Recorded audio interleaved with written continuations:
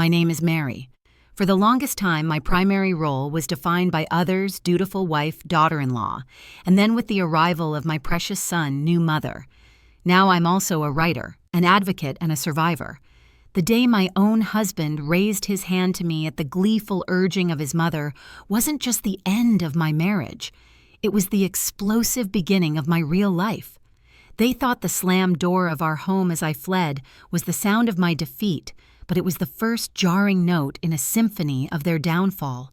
But what they didn't know, what no one knew then, was that the perfect family image they'd so meticulously curated for decades was about to shatter, revealing layers of manipulation and cruelty I'd only just begun to uncover.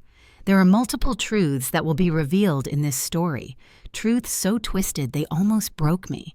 I was drowning not just in the relentless cycle of diapers and midnight feeds, but in a sea of judgment so profound it almost swallowed me whole. The air in my own home had become thick with unspoken accusations and overt criticisms, a suffocating blanket woven by the hands I once believed would offer support. If you've ever felt unseen, unheard, or unappreciated by those who should love you most, especially when you're at your most vulnerable, comment, "I see you," and subscribe because you're not alone.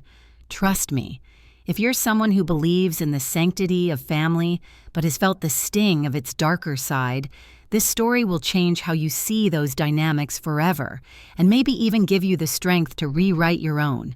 I'm 30 now, and looking back, I can see how my entire life was a quiet yearning for the kind of warm, unconditionally loving family I'd only read about in books or glimpsed in movies. I was an only child raised by parents who, while not unkind, were undemonstrative and preoccupied with their own quiet lives. Love was a given like the roof over my head, but rarely spoken or shown in grand gestures. Affection was a polite nod approval, a rare quiet smile. This emotional austerity left a hollow in me, a space I unconsciously sought to fill when I met Jerry. Jerry was in those early days everything my childhood wasn't. He was charming, effusive, and came with what seemed like a built-in boisterous family, lorded over by his mother Janet. Janet at first glance was the matriarch I thought I'd always wanted. She was formidable, yes, with an opinion on everything, but she also threw lavish family dinners, remembered every birthday, and seemed to hold her family together with an iron will disguised as fierce love. Jerry adored her, hung on her every word, and I, eager to belong, mistook this enmeshment for admirable filial piety. Janet was a woman who commanded attention without ever raising her voice above a precisely modulated tone. She was always impeccably dressed, her silver hair coiffed perfectly, her home a showroom of traditional taste. Her eyes, though, were what you noticed most, sharp, intelligent, and perpetually assessing. They missed nothing. Her smile, when it came, often felt more like a polite baring of teeth than a genuine expression of warmth. My own mother, quiet and somewhat passive, had never prepared me for a personality like Janet's. Mom had her own subtle ways of criticizing, usually through sighs and disappointed silences, which in hindsight probably made me more susceptible to Janet's more overt, yet initially sugar-coated pronouncements. I was so desperate for that perfect family, I wore rose-tinted glasses the size of dinner plates. Jerry, my Jerry. He was handsome, with an easy laugh, and a way of making me feel like the only person in the room. He worked in finance, something stable and respectable that pleased Janet immensely. He wasn't a leader, not really, but he was a comfortable follower, especially where his mother was concerned. He genuinely believed she knew best in all things. It was a belief I initially found endearing, a testament to her good mothering. Oh, how wrong I was. His sister Sarah was a few years older than him. She was quieter, more observant, and I always sensed a flicker of something, weariness, resignation in her eyes when Janet was in full flow. Sarah was married with 2 children of her own and lived a town over. She managed a delicate dance of compliance and carefully guarded distance with her mother, a skill I had yet to learn. The favoritism within Jerry's family, orchestrated by Janet, was a subtle poison that had been dripping for years. It wasn't always about grand pronouncements, but about the accumulation of small, insidious acts. One Christmas early in my relationship with Jerry, Sarah had spent weeks perfecting a new recipe for a complex dessert. She brought it to Janet's house with a hopeful smile. Janet tasted a tiny portion, her expression unreadable. "It's interesting, dear," she'd said, then turned to Jerry. "Jerry, your cousin Mark was telling me about his promotion at the bank. Such a go-getter, that boy. You should aim for that kind of drive." Sarah's face fell, the light in her eyes dimming her elaborate dessert, suddenly an unwanted orphan on the table. Jerry just beamed. "I'm working on it, Mom," oblivious to his sister's hurt or the subtle barb. Another time when Jerry and I were looking for our first apartment, Janet insisted on accompanying us to every viewing. My taste ran towards bright modern spaces. Janet preferred dark wood and heavy drapes. "Oh, Mary, this is so stark," she'd say in a light, airy apartment I loved. "A home needs to feel substantial." "Jerry, remember, your father always said a home should have gravitas." Jerry, caught in the middle, would invariably defer. "Mom does have a point about gravitas, honey. Maybe we should look at that other place again, the one with the oak paneling." We ended up in a place that felt more like Janet's than ours. Then there was the holiday planning. Our first anniversary as a married couple approached, and I dreamt of a quiet, romantic getaway, just the two of us. I researched a charming bed and breakfast by the coast. When I mentioned it, Janet immediately had a counter-proposal. "Oh, how lovely," she'd said, her tone implying it was anything but. "But you know the entire family is going to the lake house that month. It's tradition. Jerry, you wouldn't want to miss that, would you?" Jerry, of course, wouldn't. Our anniversary was spent surrounded by his entire extended family, with Janet dictating every meal and activity. I felt like a footnote in my own celebration. She also had a way of comparing me to Jerry's previous girlfriends, always in a manner that left me feeling slightly inadequate. "Tiffany was such a marvelous cook," she'd muse aloud while I was struggling to prepare a dish for a family dinner.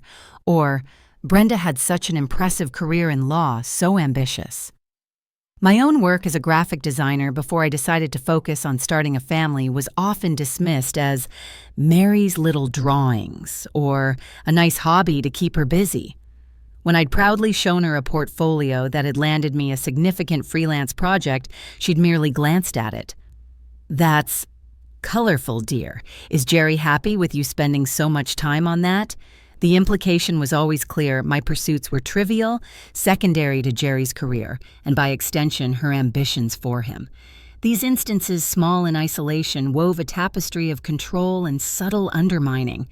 Jerry, bless his heart, was mostly blind to it. "Mom just wants what's best for us." He'd say a phrase that would later curdle in my memory. I, so eager to be accepted to earn my place in this seemingly strong family unit, tried to adapt to please, to meet Janet's often unspoken but heavily implied expectations. I was a novice swimmer paddling into a rip current, unaware of the danger until I was already far from shore. My yearning for family had led me into the very heart of a dynamic that would eventually threaten to consume me entirely.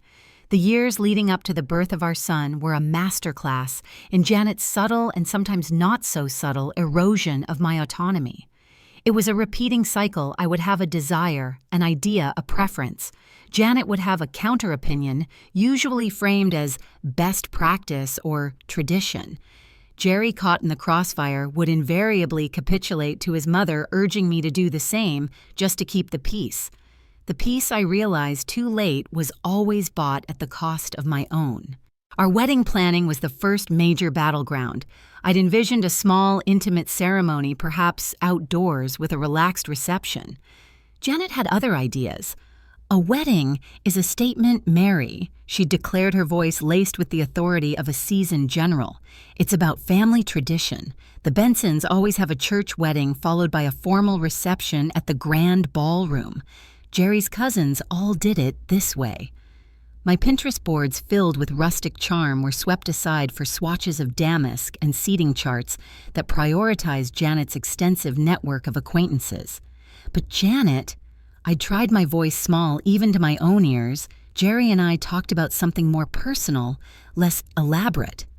Janet had smiled that cool, dismissive smile. Personal is lovely for a birthday party, dear. A wedding is a public declaration. Jerry, you agree, don't you? Your grandmother would expect nothing less.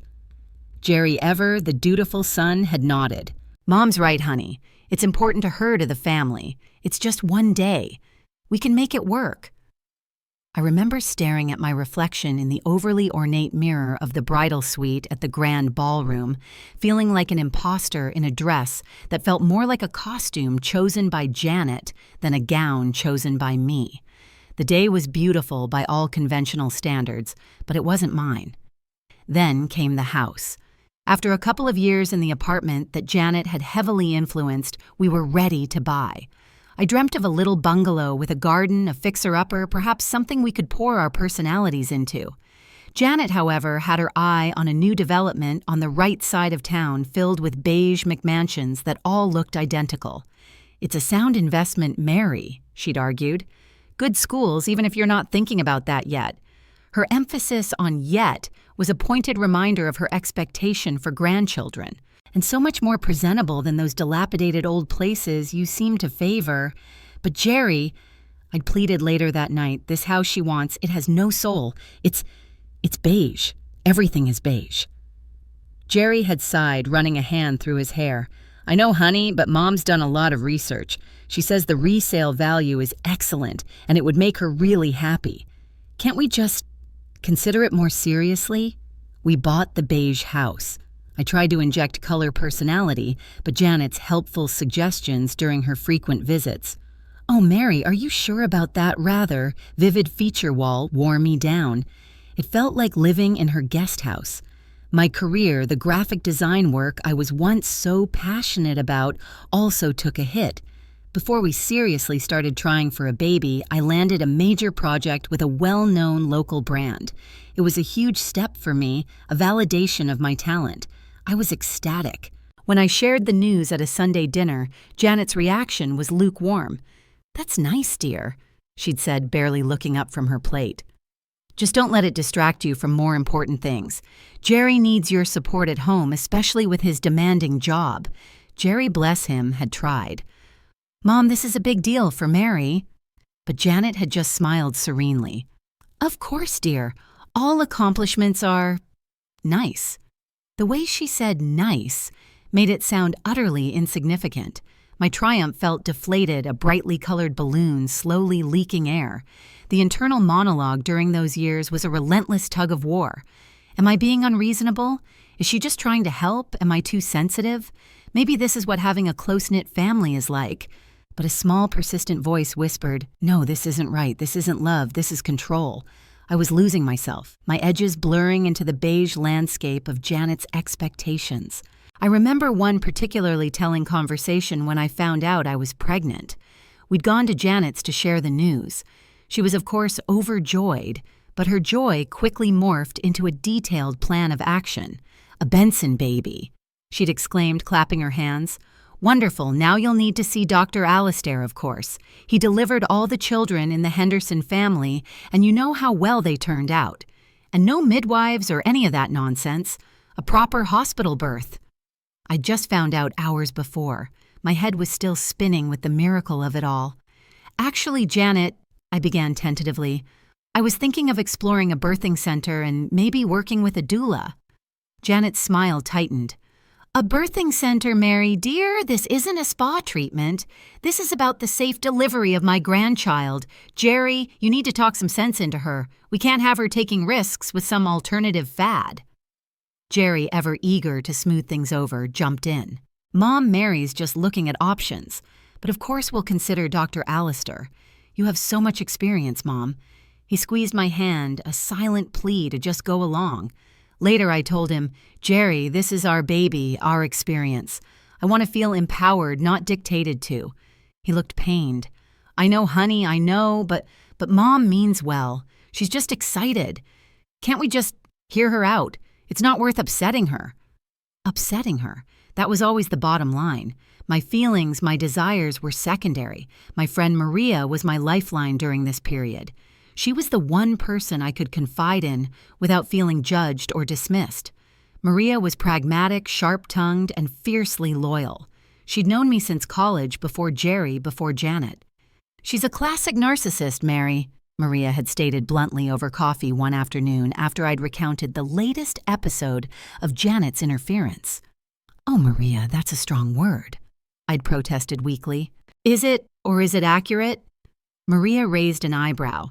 "She systematically undermines you, dismisses your achievements, isolates you by making Jerry choose her side, and frames it all as caring. Honey, that's not caring, that's a control tactic straight out of a textbook. Jerry needs to grow a spine or you're going to get swallowed whole." Her words were harsh, but they resonated with that small whispering voice inside me. I just wasn't ready to fully believe them yet. The baby shower was the culmination of these years of mounting frustration, the most recent major disappointment before the real storm broke. I'd wanted something small, co-ed, a relaxed barbecue in our backyard. Janet naturally had a different vision. "A baby shower is a ladies-only affair, Mary. Elegant. And my garden is much more suitable for such an occasion." She'd taken over everything. The guest list heavy on her friends and distant relatives I'd never met. The catering, her preferred expensive caterer. The decorations, all pale blue, despite us not knowing the baby's sex because she was sure it was a boy, and boys need blue. I felt like a guest at my own shower. Janet held court, making grand pronouncements about motherhood, sharing anecdotes about raising Jerry that made him sound like a cherubic genius. The gifts were mostly things she deemed appropriate, many of which I'd specifically said I didn't want or need, like an elaborate frilly bassinet that looked like it belonged in a Victorian museum. Jerry, standing beside her, beamed with pride at his wonderful, generous mother. I plastered on a smile, but inside I felt a familiar, cold dread. This wasn't just about a shower. It was a preview of what motherhood under Janet's reign would be like. I was just the incubator, the vessel. The real star, the real authority would always be her. The resentment was a hard, bitter knot in my stomach. Maria caught my eye across the room, her expression a mixture of pity and "I told you so." That day, I felt more alone than ever, a beautifully wrapped package with nothing but emptiness inside. And the baby wasn't even born yet. The birth of our son, whom we named Benjamin, or Benji as I secretly called him in my heart, should have been the most joyous time of my life. Instead, it became the stage for an alarming escalation of Janet's control and Jerry's heartbreaking inability to shield me. The pattern established over years of minor skirmishes now erupted into open warfare with me and my newborn on the front lines. The first wave hit me in the sterile, brightly lit confines of the hospital room. I was exhausted, sore, my hormones, a raging tempest, but I was also fiercely in love with the tiny, wrinkled creature nestled in my arms. Janet arrived within hours of the birth, a whirlwind of perfume and unsolicited advice.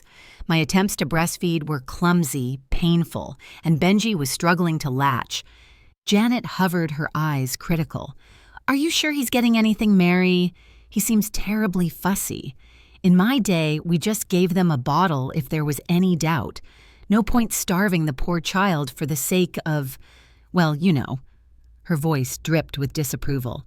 "The lactation consultant said it can take time," I managed my voice, weak tears pricking my eyes. "Consultants," Janet sniffed. "Mothers just knew in my day." Jerry, standing by, looked torn. "Mom, the doctors here are really encouraging breastfeeding." "Of course, dear," Janet said, patting his arm, "but a mother's instinct is paramount, and my instinct says that baby is hungry." She then proceeded to try and help by attempting to reposition Benji herself, her movements brusque, making him wail even louder. I felt a surge of primitive anger, wanting to snatch my baby away from her. Jerry just wrung his hands, muttering, Now, let's all be calm." The second wave crashed as soon as we brought Benji home. Janet's helpful visits became a daily occurrence. She'd arrive unannounced, armed with Tupperware containers of food I hadn't asked for, and a seemingly endless supply of critiques. She rearranged the nursery I'd so lovingly put together, claiming the crib was in a draft. She questioned my swaddling technique, too tight, no, too loose. "He'll escape. My feeding schedule. You should be waking him every 2 hours. No, you're feeding him too often, he'll get colic." and my general demeanor. "You look exhausted, Mary. You need to pull yourself together for the baby's sake." Each comment was a tiny pinprick, but they accumulated, leaving me feeling raw and incompetent. Jerry, already stressed from lack of sleep, and the new responsibilities started to echo her. "You know, Mom does have a lot of experience, Mary. Maybe we should try it her way." His attempts at support felt more like siding with the enemy. The house meant to be our sanctuary began to feel like occupied territory. The third wave concerned sleep, or rather the lack of it. Benji was a typical newborn. He cried a cluster fed. He didn't understand the concept of nighttime. Janet, who believed children should be seen and not heard, or at least not heard crying, was appalled. "You're spoiling him. Mary picking him up every time he whimpers," she declared during one particularly fraught afternoon visit, Benji screaming in my arms. "He needs to learn to self-soothe. You need to start sleep training. A little crying never hurt anyone." "He's 3 weeks old, Janet." I cried, my nerves frayed. "He's too young for cry it out. He needs comfort, security." "Nonsense," she scoffed. "Jerry was sleeping through the night by 6 weeks because I had discipline. You're being too soft. Jerry, you need to be firm with her on this. You both need your sleep or you'll be useless." That night after Janet left, Jerry, bleary-eyed and on edge, brought it up. "Mary, maybe Mom has a point. I've been reading online. Some people do start early. I'm so tired I can barely function at work." "Jerry, he's a baby, our baby. He needs us," I pleaded. "She's talking about leaving him to scream alone." "She didn't say scream alone," he argued, his voice rising. "She said discipline. Maybe we do need more of that around here." The "we" felt like a betrayal. He was lumping me in with the baby as someone needing Janet's brand of discipline. That night I slept on the sofa cradling Benji, a cold dread seeping into my bones. This was escalating beyond mere interference. It was becoming a battle for my son's well-being and my sanity. The fourth wave, the one that broke everything, arrived on a Tuesday morning. I hadn't slept more than 2 consecutive hours in days. Benji had been colicky, and the house looked like a bomb had exploded in a laundry basket factory. Dishes were piled in the sink, baby paraphernalia was strewn everywhere, and I was still in my pajamas at 11 a.m., smelling faintly of sour milk. The doorbell rang. It was Janet, of course, her perfectly made-up face, a stark contrast to my dishevelment. She didn't wait for an invitation, just swept in her gaze, raking over the room with undisguised disgust. "Good heavens, Mary," she exclaimed, her voice sharp enough to cut glass. "What on earth has happened here? This place is a pigsty, an absolute sty. How can you possibly raise a child in this filth?"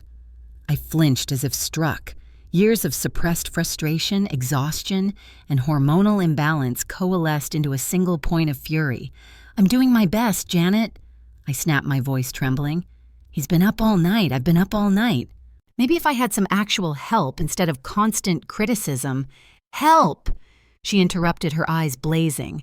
"I offer you sound advice, the benefit of my experience, and you call it criticism. You're lazy, Mary. That's the truth of it. You're disorganized and lazy, and frankly, you're not proving to be a very good mother." Her words hit me with physical force. Tears welled hot and angry. "Get out," I whispered then, louder. "Get out of my house, Janet." "Your house," she sneered. "This house that my son pays for, you ungrateful girl. Jerry needs to know about this. He needs to understand what he's married to." She pulled out her phone, presumably to call him. The fifth wave, the tsunami, hit when Jerry came home that evening. Janet had clearly primed him. He walked in his face, a mask of cold anger, not even looking at me or the baby in my arms. "Mom called me," he said, his voice flat. "She told me what happened. How you spoke to her. How you're letting this place fall apart." "Jerry, she was awful to me.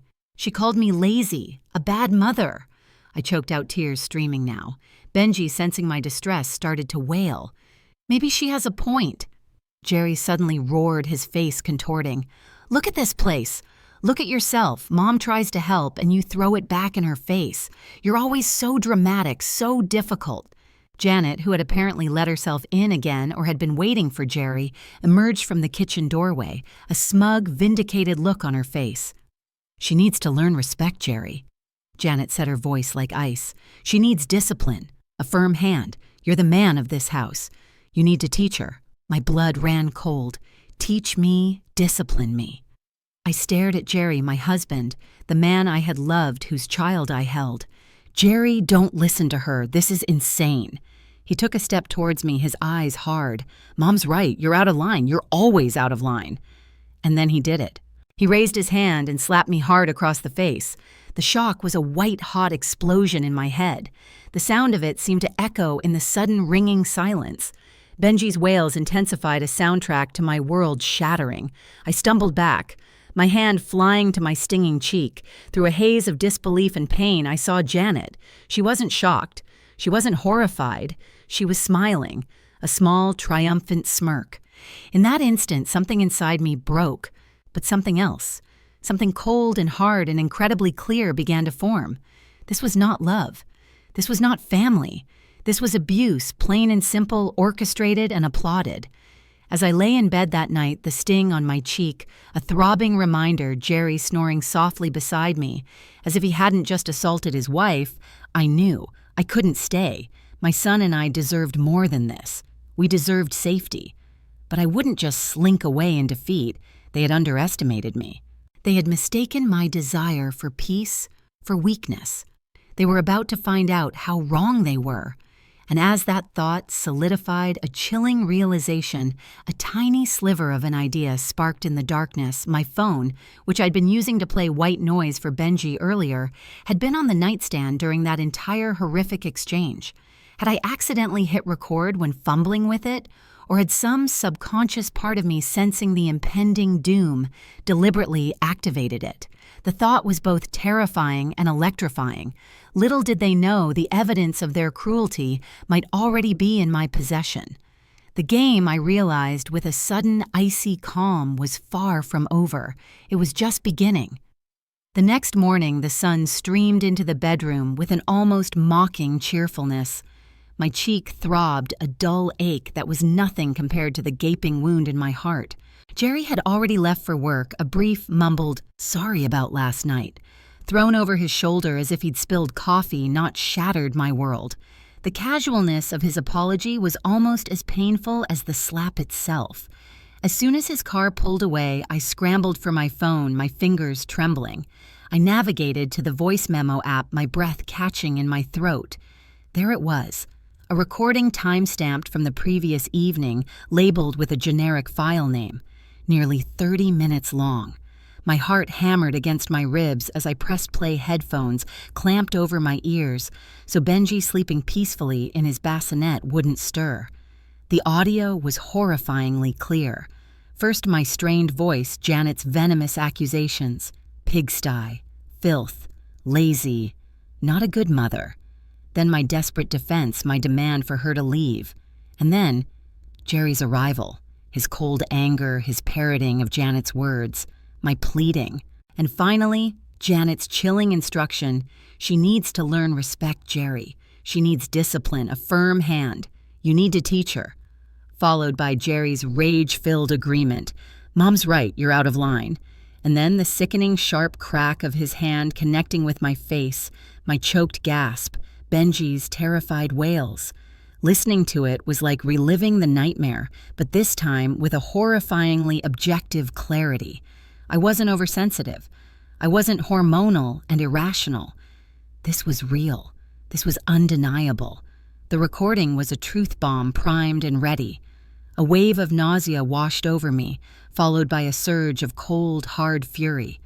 The last vestiges of love and loyalty I'd clung to for Jerry crumbled into dust. He wasn't just weak. He was complicit. He was an abuser, molded and directed by his puppet master mother. My son, my beautiful, innocent Benji. He would not grow up in this house. He would not witness his mother being treated this way. He would not learn that this was how men behaved, how families operated. The fierce, primal protectiveness of a mother surged through me, eclipsing any fear, any self-doubt. They thought I was a broken doll they could manipulate and discard. They had mistaken my kindness for frailty, my desire for familial harmony, as an open invitation for their reign of terror. They were about to learn that the new mother was also a warrior, and she had just been handed her sharpest weapon. My mind, numb for so long, began to whir with a desperate clarity. I had to leave. Today. But not just run. I needed a plan. First, Maria. I dialed her number, my hand still shaking, but my voice when I spoke was surprisingly steady. "Maria," I said the moment she answered. "It happened. He hit me. Last night. Janet, she told him to." She watched. There was a sharp intake of breath on the other end, then Maria's voice low and dangerous. "That bastard. That absolute bitch. Are you okay? Is Benji okay?" "We're physically okay." I said the words tasting like ash. "But I'm not staying. I can't. I need your help, Maria. I'm leaving today." "I'm on my way," she said without a moment's hesitation. "Pack a bag for you and Benji. Essentials only. Documents, medication, a few changes of clothes, the baby's immediate needs. Don't worry about anything else. We'll figure it out. I'll be there in 20. While I waited, I moved like an automaton, a strange calmness settling over me. I found our passports, birth certificates, Benji's medical records. I stuffed them into the diaper bag. I packed a small suitcase with clothes for me and Benji, a few cherished photos, the soft blanket my own grandmother had knitted for him. I looked around the beige house, the house that had never felt like mine, and felt nothing but a profound sense of detachment. It wasn't a home, it was a prison. Maria arrived, her face a mixture of fury and deep concern. She didn't waste time with platitudes. She took Benji from my arms, her expression softening as she looked at him, then hardening again as she looked at me. "Let's go," she said. "My car is out back. We'll load up. Did you leave a note?" "No," I said. "No note. He doesn't deserve an explanation beyond what he already knows he did." We worked quickly, silently. Within an hour, my small suitcase, the diaper bag, and Benji's car seat were in Maria's trunk. I took one last look at the house, at the life I was leaving behind. There was no sadness, no regret, only a chilling resolve. I left my house key on the kitchen counter. Then I walked out and didn't look back.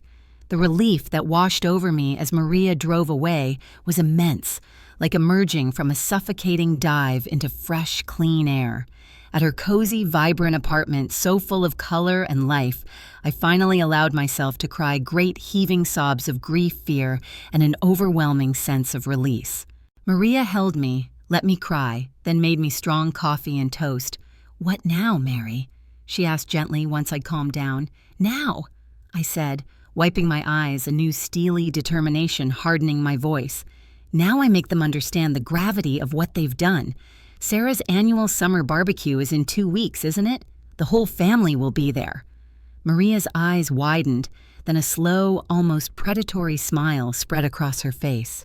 "Oh, honey, you're not just going to leave. You're going to burn it all down, aren't you?" "Not burn it," I corrected, though the image was tempting. "Expose it.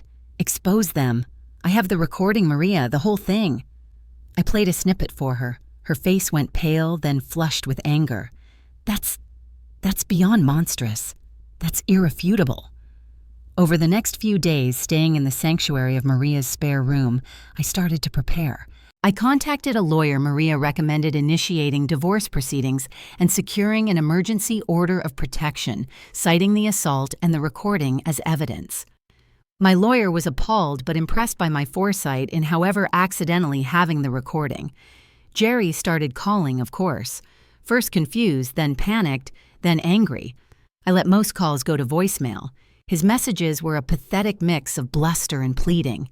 "Mary, where are you? What the hell is going on? Mom is worried sick. You can't just take my son. Come home. We can talk about this."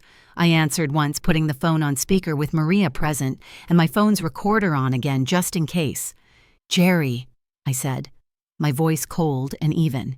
"Mary, thank God, where are you? What's this about a lawyer? Are you crazy?" "Why did you hit me, Jerry?" I asked, cutting through his tirade. A pause. Then, "Look, I was stressed. Mom was upset. You were being difficult. I didn't mean, it just happened. Come home, Mary, please. For Benji. We can work this out." "Did your mother tell you to say that too?" I asked. I could almost hear Janet in the background, a faint, furious whisper. "Tell her she's being ridiculous. Tell her—" Jerry's voice came back flustered.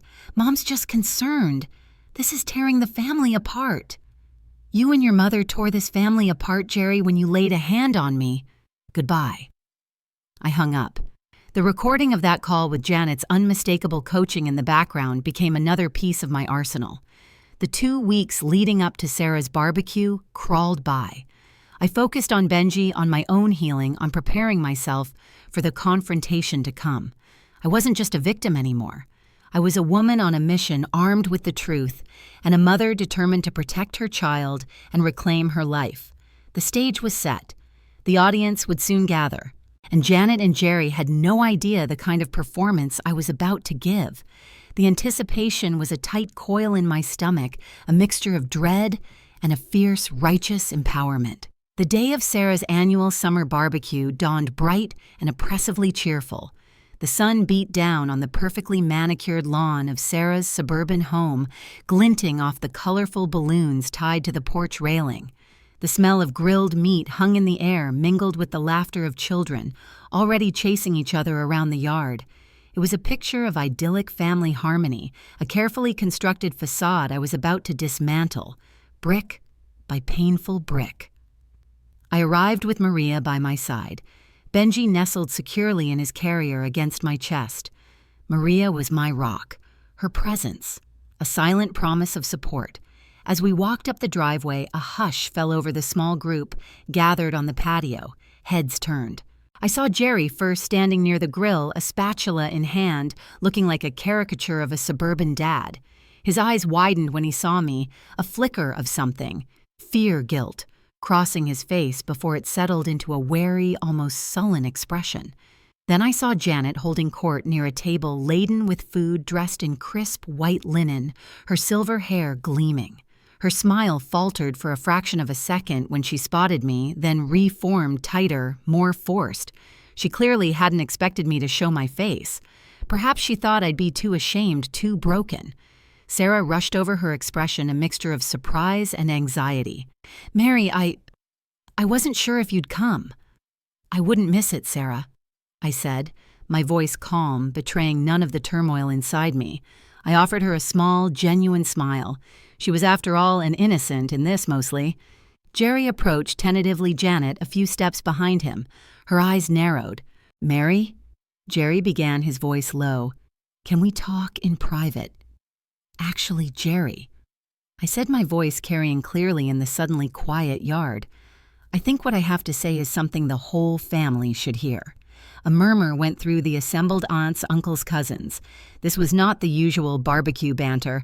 I saw Maria subtly position herself near the small portable speaker I'd asked her to bring. I took a deep breath. For a long time, I began, my gaze sweeping across their curious, expectant faces. I've stayed silent. I've tried to keep the peace. I've made excuses, but I can't do that anymore. Not after what happened. Janet stepped forward, her voice like shards of ice. "Mary, dear, if you have some grievance, this is hardly the time or place." "Oh, I think it's the perfect time and place, Janet," I countered, meeting her gaze without flinching. "Because this concerns you. It concerns Jerry. And it concerns the kind of family we've all been pretending to be." I nodded to Maria. She pressed play. The first sounds were innocuous enough, my voice slightly strained, then Janet's sharp, critical tones. "This place is a pigsty, an absolute sty. How can you possibly raise a child in this filth?" Gasps rippled through the crowd. Sarah's hand flew to her mouth. Her husband Tom put a protective arm around her. I saw my usually stoic Uncle David's eyebrows shoot up. The recording continued. My desperate defense. Janet's escalating cruelty. "You're lazy, Mary. You're not proving to be a very good mother." More shocked murmurs. Janet's face was now a mottled red. "This is outrageous. This is an invasion of privacy. Turn that off," she hissed. Jerry looked like he wanted the earth to swallow him. "Mary, please," he begged, his voice barely a whisper. "No, Jerry," I said firmly. "Everyone needs to hear this. They need to hear what you did, what she made you do." And then came the damning part. Jerry's angry voice. Mom tries to help and you throw it back in her face. Followed by Janet's chilling directive. She needs to learn respect, Jerry. She needs discipline, a firm hand. You need to teach her. A collective intake of breath from the family. They stared horrified first at the speaker, then at Janet, then at Jerry. Then the unmistakable sickening crack of the slap. My gasp. Benji's sudden terrified wail filling the recording. The silence that followed was absolute profound. It was as if the world had stopped breathing. Every eye was now fixed on Janet and Jerry, who stood frozen exposed. Janet was the first to break. "It's a lie!" she shrieked, her carefully constructed composure shattering. "She's doctored it. She's trying to destroy us, that ungrateful little—" "It's not a lie, Janet," I said, my voice ringing with a newfound power. "It's the truth. Your truth. His truth." I gestured towards Jerry, who was now pale and trembling. "This is the man you raised, the husband he became." I then played a short segment of the subsequent phone call, Jerry's weak excuses, Janet's furious whispers coaching him in the background. "Mom's just concerned this is tearing the family apart." His recorded voice pleaded. "No, Jerry," my recorded voice replied coolly.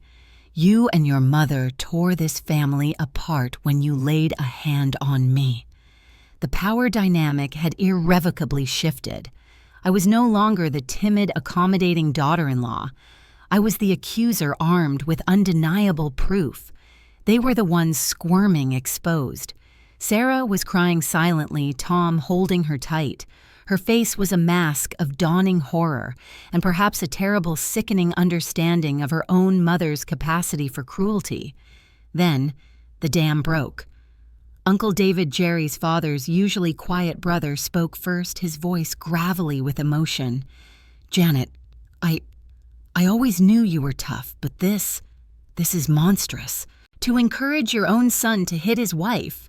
He shook his head, looking utterly disgusted. And Aunt Jerry's mother's sister, who had always seemed cowed by Janet, suddenly found her voice. She always had to be in control, always. Remember David? How she tried to dictate everything about Mom and Dad's funeral? How she told me my dress wasn't appropriate? Suddenly other voices joined in, a chorus of long-held resentments and grievances against Janet's reign. She told me my son would never amount to anything because he chose art over business. One cousin choked out. She criticized my parenting every chance she got. Another added tears in her eyes, always making me feel like a failure. It was an avalanche. Years of Janet's manipulative control, her subtle put-downs, her overt power plays were all coming to light, one painful story after another triggered by the raw, undeniable evidence of my recording. Janet looked around wildly, her face contorted with rage and disbelief. "Stop it, all of you. How dare you after everything I've done for this family?" She looked like a cornered animal, her mask of civility completely gone. Jerry just stood there, head bowed, shoulders slumped. He looked broken, pathetic. He tried to speak once. "Mary, I'm so sorry. But his voice trailed off, lost in the cacophony of disillusionment. My moment of triumph wasn't loud or aggressive. It was a quiet internal shift. I looked at Janet no longer with fear, but with a kind of detached pity. She had built her kingdom on fear and manipulation, and now it was crumbling around her. "I'm not tearing anyone apart, Janet," I said, my voice steady and clear, cutting through the rising tide of family confessions.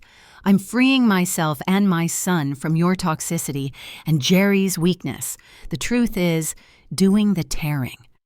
And it seems many people here have their own truths about you that have needed to be heard for a very long time." I looked directly at Jerry, my heart aching not for the man I thought I'd married, but for the dream he had represented now so irrevocably shattered. "We're done, Jerry. My lawyer has already filed the papers. You'll be hearing from them regarding custody and visitation for Benji. It will be supervised. I will not have my son exposed to this." Then, with Maria at my side, I turned. Benji stirred against my chest, and I kissed his soft head. "Let's go, little one," I whispered. "Our new life starts now." We walked away, heads held high, leaving behind a scene of utter familial implosion. The barbecue was over. The party was definitely over. As we reached the end of the driveway, I heard Sarah call my name. I paused. She ran up her face, tear-streaked but resolute. "Mary, thank you," she whispered, grabbing my hand. "You were so brave." I'm so sorry. I should have seen. I should have said something sooner." "It's okay, Sarah," I said gently. "Now you can." She nodded, a new strength in her eyes. I knew then that Janet's iron grip on the family was well and truly broken. Justice wasn't just served. It was a communal catharsis, a public reckoning decades in the making. And I, the once silenced daughter-in-law, had been the one to light the fuse. The metaphorical smoke from the explosion at Sarah's barbecue hung heavy in the air for weeks. The immediate aftermath was a whirlwind of frantic phone calls, shocked whispers, and fractured allegiances. The carefully curated facade of the Benson family had been blown to smithereens, and everyone was scrambling to pick through the debris. Predictably, the party had disintegrated almost immediately after Maria and I left. Witnesses later told Sarah, who then relayed to me, that Janet had descended into a full-blown tirade, accusing everyone of betrayal, her voice hoarse with fury. Jerry, utterly defeated, had simply retreated into the house, unable to face the disgusted or pitying stares of his relatives. Many guests made hasty, awkward exits, the uneaten food and festive decorations a mocking backdrop to the family drama. The family grapevine, already buzzing, went into overdrive. Sarah became an unlikely hub of information. She called me the next day, her voice still shaky but filled with a new resolve. "Mary, you have no idea what you've done. In a good way, I mean, people are actually talking. Uncle David called Mom this morning and apparently told her he wouldn't be attending any family functions she hosted until she sought professional help, and apologized to you and Jerry. Aunt Carol, Janet's sister, is finally admitting Mom has been a bully her whole life. It's like a dam has burst." Of course, not everyone was immediately on my side.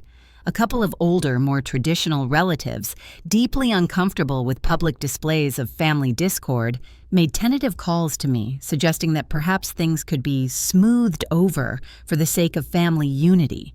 "Mary, dear," one elderly great-aunt had quavered over the phone, "families have their troubles.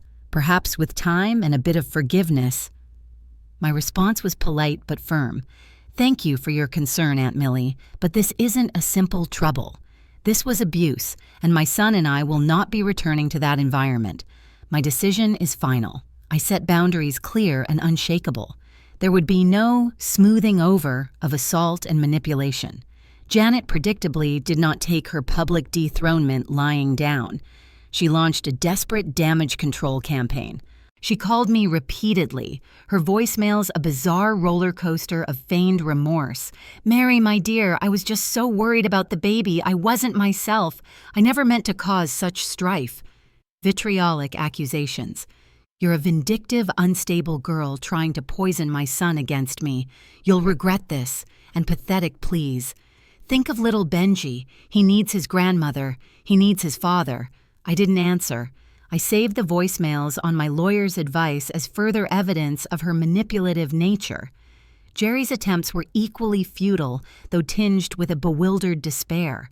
He sent long, rambling texts, a torrent of apologies, self-pity and blame. "I messed up, I know. I'm so sorry, Mary. I don't know why I did it. Mom just gets in my head. But you can't just destroy our lives like this. Benji needs his dad. I need you. Can't we at least try counseling? I'll do anything." Anything except stand up to your mother when it mattered. I'd thought, but didn't reply directly to his emotional outpourings. All communication went through our lawyers. The divorce proceeded, and the terms for supervised visitation were non-negotiable. He would see his son, but only in a neutral location, and never with Janet present. Support came from some unexpected quarters. A cousin of Jerry's, Michael, whom Janet had always belittled for being too sensitive and unambitious, reached out. "Mary," he messaged me, "I just wanted to say, you're a total rock star. My mother, Janet's other sister, has been under her thumb for years. What you did, it's given a lot of us courage. Thank you." Even one of Jerry's old college friends contacted me, saying he'd always found Janet overbearing and had seen how Jerry changed when she was around. The short-term changes in the family dynamics were seismic. Janet's reign was over. The traditional Christmas gathering at her house was unceremoniously canceled. No one, it seemed, was willing to attend. Smaller, separate gatherings began to form among the fractured branches of the family new alliances forged in the wake of the truth. Jerry, caught between a mother whose toxicity was now undeniable and a wife who had irrevocably left him, was adrift and isolated. Friends reported he looked lost constantly, harangued by Janet, who blamed him for not controlling me.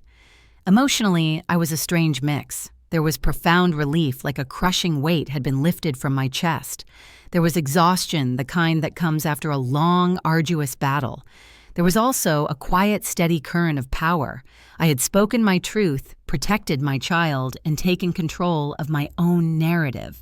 The sadness for the marriage that had died was there, a dull ache, but it was overshadowed by the fierce, bright hope for the future I was building for myself and Benji. Every time I looked at my son's innocent face, I knew I'd done the right thing. The road ahead wouldn't be easy, but it would be ours free from the shadows of manipulation and fear.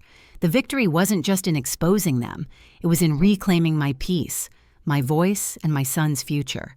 2 years sped by in a blur of diapers, first steps, toddler giggles, and the slow, steady rebuilding of a life. The sting of betrayal had faded, replaced by a resilient scar that served as a reminder of my strength, not my pain. Little Benji, now a boisterous 2-year-old with a mop of curly brown hair and an infectious laugh, was the sun around which my new world revolved. We lived in a small but bright apartment in a different neighborhood, one filled with sunshine parks and the happy sounds of other young families.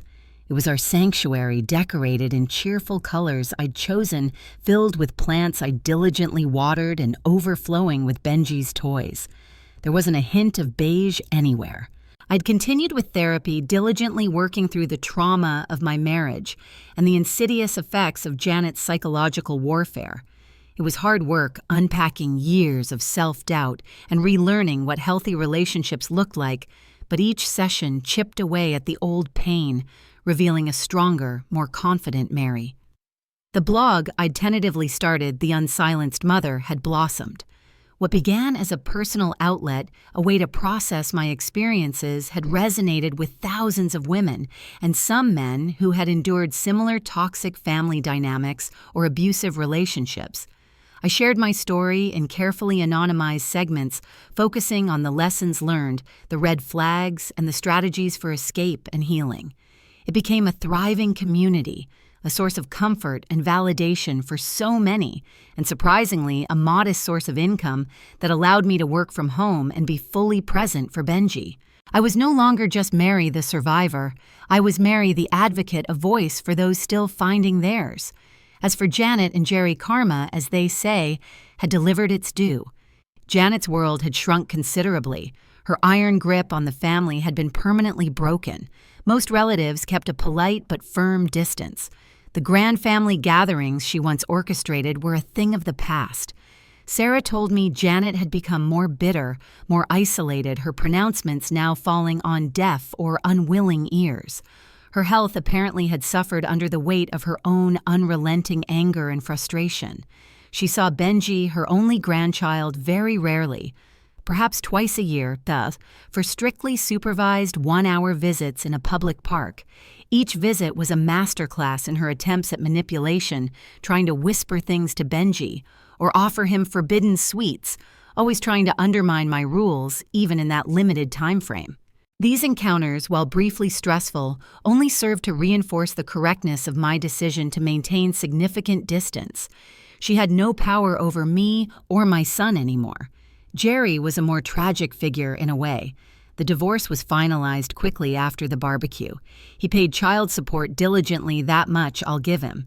He had his court-ordered visitation with Benji, which I never obstructed, though I ensured Janet was never present. He was by all accounts a lonely man. He still lived in the beige house, a monument to his mother's taste and his own failures. He'd reportedly tried dating, but Sarah mentioned that his enmeshment with Janet, who still tried to control his life, was a glaring red flag for any potential new partners. He occasionally expressed remorse in his brief, awkward handovers of Benji, a flicker of sadness in his eyes, as he watched me thriving and independent with our happy son.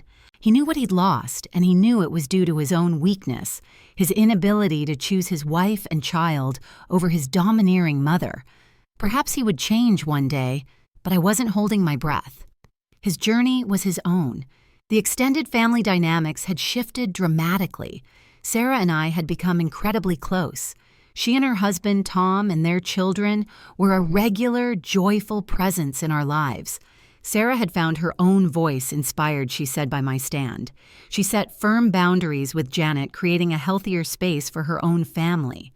The wider family was more fragmented. Yes, but new, healthier clusters had formed connections based on mutual respect rather than fear or obligation. The dreaded Benson Christmas was now several smaller, more peaceful celebrations. My support system was robust. Maria remained my steadfast best friend, Benji's honorary aunt. I'd cultivated new friendships through my blogging community and local mom groups, women who understood, who supported, who celebrated each other's victories. I wasn't actively looking for a new romantic relationship. My focus was on Benji and my own continued growth. But I was open to the possibility someday, armed now with a crystal-clear understanding of what I deserved: a partner, not a puppet. Respect, not resentment. Looking back, the journey had been brutal, but the destination was beautiful. I had lost a marriage built on a rotten foundation, but I had found myself, my strength, my voice, my purpose. I learned that family isn't solely defined by blood ties. It's forged in love, respect, safety, and unwavering support. I had broken a cycle of toxicity, ensuring my son would grow up knowing only healthy love and firm, fair boundaries. The peace in my small, sunlit apartment was a testament to the battles won. I was no longer just surviving, I was thriving. And that was the sweetest victory of all. My story, in the end, isn't just about a mother-in-law from hell or a marriage that crumbled under pressure. It's about the incredible, often underestimated power of finding your own voice, even when it's trembling. It's about the profound truth that your self-worth is non-negotiable, and that setting boundaries isn't an act of aggression, but a radical act of self-preservation and love. I learned that true strength isn't about avoiding the fall. It's about how you rise, how you rebuild, and how you refuse to let anyone else define your narrative or dim your light. One of the deepest lessons for me was that you cannot change a true manipulator. You can't love them enough, be good enough, or sacrifice enough to make them see reason or treat you with respect if they are fundamentally unwilling. The only power you have is to remove yourself and your loved ones from their sphere of influence. And sometimes protecting your children means protecting them from family members whose behavior is harmful. This choice can be heartbreaking, but it is often the most courageous and loving one a parent can make. Have you ever had to make a difficult choice to protect your peace or the well-being of your children? What did you learn from that experience? And how do you define family now in your own terms? If this story resonated with you, if you saw a flicker of your own experiences in mine, please give it a like and share it with anyone who might need to hear that they are not alone and that escape and healing are possible. Subscribe for more stories of resilience triumph and practical advice on navigating these challenging dynamics. And please comment below. Your story matters, your voice deserves to be heard.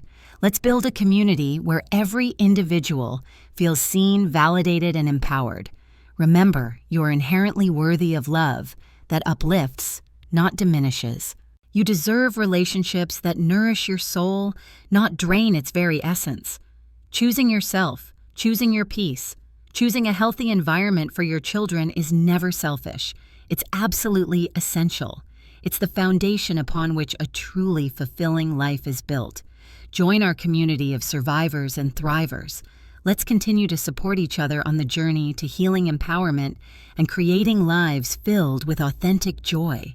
I'll be sharing more about my journey-specific strategies for dealing with manipulative behavior and tips for rebuilding after toxic relationships in future posts and videos. Thank you for listening. Your strength inspires me.